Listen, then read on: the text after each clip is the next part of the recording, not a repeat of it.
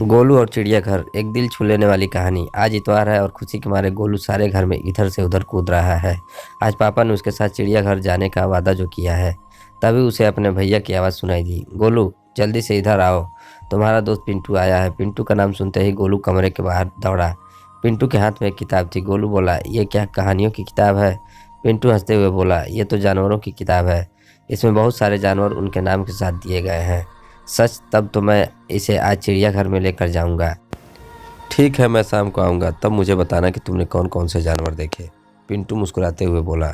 गोलू खुश होकर उछलते हुए भैया के पास पहुंचा। भैया मोबाइल में कोई गेम खेल रहे थे। भैया मेरी किताब देखो, इसमें बहुत सारे जानवर हैं। परेशान मत करो, भैया ने गुस्से से कहा। गोलू उदास हो गया। वह वहीं पर खड़ा रहा। बहुत देर तक खड़ा रहने के कारण उसके पैर दुखने लगे। वह धीरे से बोला, भैया। ओफो, अभी तक गए नहीं तुम? कहते हुए भैया ने मोबाइल पर और तेज उंगलियां चलाने लगे। गोलू दुखी होता हुआ दीदी के पास पहुंचा। वह अपने मोबाइल में बैठकर कुछ टाइप कर रही थी। दीदी मेरी किताब देखो, इसमें बहुत सारे जानवर हैं। बाद में देखूंगी, अभी मैं अपने सहेली से बात कर रही हूँ। दीदी ने बिना सिर उठाए ही जवाब दिया। पर आप बात कहाँ कर रही हो? आप तो कुछ लिख रही हो। गोलू ने मोबाइल को देखते हुए कहा। आजकल तो लिख कर ही बात होती है, तुम जाओ अब यहाँ से। कहते हुए दीदी ने गोलू को झिड़क दिया। गोलू की आंखें भर आई और आंसू पोंछते हुए पापा के पास जा पहुंचा। पर ये क्या? पापा मोबाइल में क्रिकेट देख रहे थे।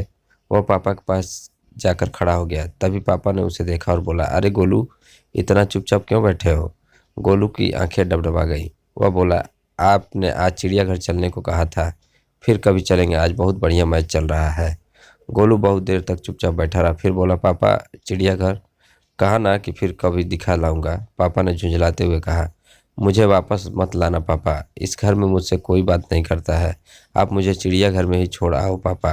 कहते हुए गोलू जोर जोर से रोने लगा। पापा सन्न रह गए। उन्होंने तुरंत मोबाइल को किनारे रखा और गोलू को गोदी में उठा लिया। पापा का दुलार देखकर गोलू की सिसकियां बंध गई।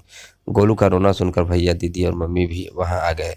पापा गोलू को चूम रहे थे, प्यार कर रहे थे और उसे चुप करा रहे थे। तभी भैया बोले, मैं इतवार के दिन मोबाइल को हाथ भी नहीं लगाऊंगा। मैं भी। दीदी अपना मोबाइल पापा के मोबाइल के पास रखते हुए बोली, और मैं भी। कहते हुए मम्मी ने अपने दोनों कान पकड़ लिए। मम्मी को कान पकड़े देख गोलू जोर जोर से हंसने लगा और उसके साथ पापा, भैया और दीदी भी। और फिर उसके बाद गोलू कभी अकेला नहीं रहा। दोस्तों, अगर आपको यह छोटी सी कहानी अच्छी लगी तो कृपया लाइक करें, चैनल को सब्सक्राइब करें। दोस्तों